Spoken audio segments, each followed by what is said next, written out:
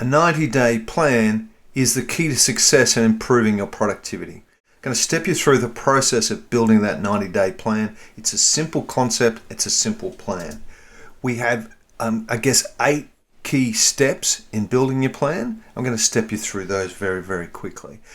This, exercise assumes that you've already set your calendar up and you've got an understanding for what's going to be happening.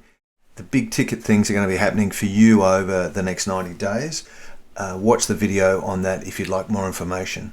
So step 1 is just define the planning period. So, set it up. It's a good tip is to align your planning with calendar and or financial years and the associated quarters. It just often makes things easier. But just simply fill in the months. We've done January to March. Now, the next step is to define where are you now and where would you like to be. It's a simple summary, right? You may have another page or two in the journal, find a notes page in the journal and write down some more detailed notes on where you are now and maybe where you'd like to be. But generally come up with just some simple dot points that really cut to the chase about where you're up to. So for example, in this case, we've said, business is strong at X number of dollars turnover. I've got a good base of referral partners. I've got a great team, but I really need to tighten up the costs. The where is about setting your aspirational goals or your intention for the next 90 days. Ideally, it should cascade from a larger plan, like a strategic plan or an annual operating plan to help you do this. But you should know where you're at, right? So in this set, we said righto. So we want to increase sales by a certain amount. We want to have engagement with our larger clients, increase the level of engagement with them. We want to improve our profitability, and we'd like to have more passive income. All right. So that's step 2. Step 3 is clarify the measures, right? So what are the key things you're really going to measure? So in this case, we said we're going to measure sales, we're going to measure passive income, and the number of new clients we've got. They're the 3 key things that's important. But remember, it's easy to focus on sales, but often you need to think about what are some of the lead indicators that will tell us that things are happening in our business. Step 4 is to add your big rocks.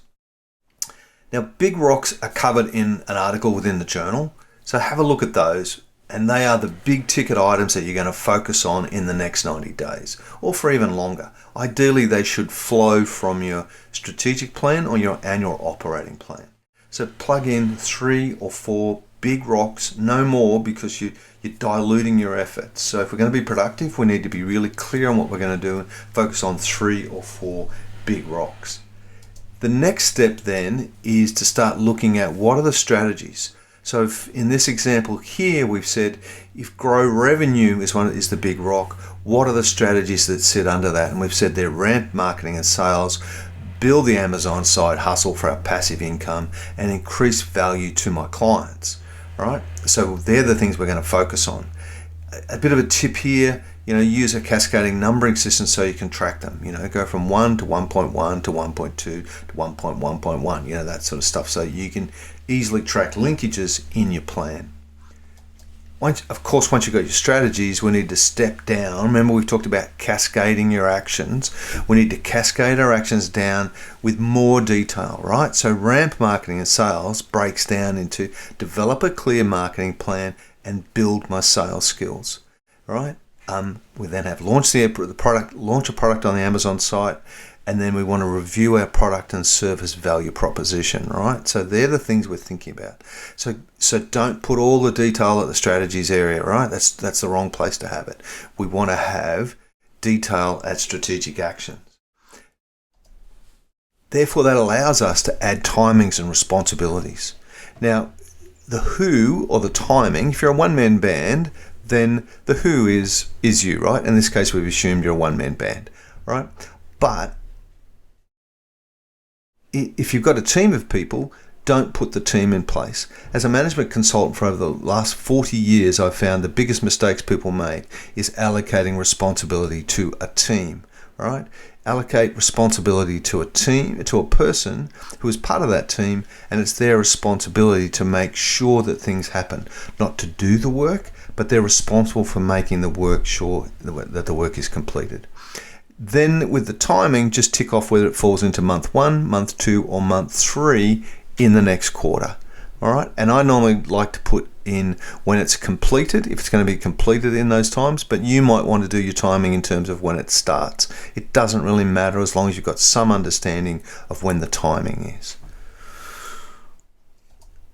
Step 8, once you've, I guess, got your plan mapped out, a couple of things I like to do is just sit back and have a think about all the action, all the things that are going on, and give this quarter a name. Something that's motivational, aspirational for you, maybe like growth, or build the team, or, first steps, or whatever you want to put it in. Talk about what you're going to do to celebrate your goals. All right. Now, celebrations can be, a huge thing or a small thing. So it could be, a weekend away. It could be a dinner out with your partner or your friend, or it could be, buy yourself a Ferrari. I don't mind what it is, but it needs to be something that's relevant to you. Then think about the additional resources that you might need in order to execute the plan. So these additional resources over and above what you have, and you might find that you go, okay, well, in terms of equipment, I actually need a new laptop, right? My current laptop is not capable of processing videos or rendering graphics or whatever it is that I need it to do, and therefore I'm going to have to upgrade into a new laptop. Basically, then your plan is done, and the final step then is just to stop, prop, and reflect. Ask yourself these questions. Is there anything missing? Is there anything I need to change? Is it achievable given everything else I've got going on? So be realistic. There's no point setting yourself. I'm perfectly okay with stretch targets, but there's no point setting yourself a completely unrealistic plan that you in your heart know you have no chance of achieving. All right, and then the third question is, will this plan help me achieve my longer term goals? All right, and then the last piece is to think about is, how will I hold myself accountable to this plan? Do you have a buddy you can talk to? Do you have a coach? Do you need to get a coach? Or are you part of a peer group that can help you maintain accountability to this plan? And then we're going to bonus step 10, I guess, is your 90-day review. So at the end of the 90-day plan, we're going to get you to just step through this simple review point. So what went well in the last 90 days? What didn't go so well? What do I need to change for the next 90 days?